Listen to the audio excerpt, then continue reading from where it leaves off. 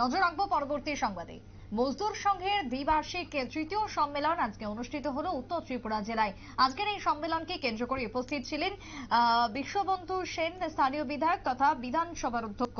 উৎসাহ উদ্দীপনার মধ্য দিয়ে উত্তর ত্রিপুরা জেলার মজদুর সংঘের এই সভা বা সম্মেলন অনুষ্ঠিত হলো। আজকে সম্মেলনে গঠিত হয়েছে নতুন জেলা কমিটি। কি বক্তব্য উঠে এসেছে ধর্মনগরের সার্ধ শতবার্ষিকী ভবন, বিবেকানন্দ সার্ধ শতবার্ষিকী ভবনে অধ্যক্ষ বিশ্ববন্ধু সেন তিনি কি জানাচ্ছেন সকলের উদ্দেশ্যে শুনুন।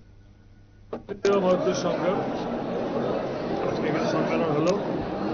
এখানে যারা কার্যকর্তা ছিলেন পুরানো ওনাদেরকে বহাল রেখে আমি তো এসেছি প্রধান অতিথি হিসাবে, একজন বক্তা হিসাবে।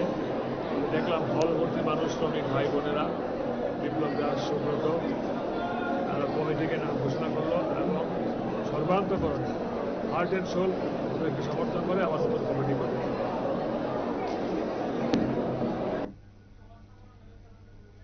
আপনারা শুনলেন বিশ্ববন্ধু সেনের বক্তব্য। সার্ধ শতবার্ষিকী ভবনে আজকে যে নতুন কমিটি গঠন করা হয় সেই কমিটি আগামী দিনে ভালো কাজ করবে এমনটাই তিনি দাবি রেখেছেন।